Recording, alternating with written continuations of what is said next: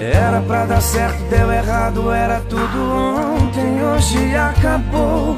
Por quê? A cabeça fica cheia de porquês. Por quê?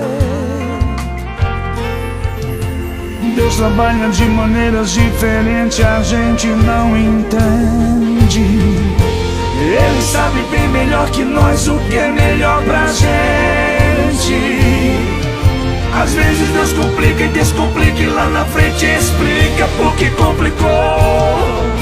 Aceita que dói menos e não chora, só coloca nas mãos do Senhor.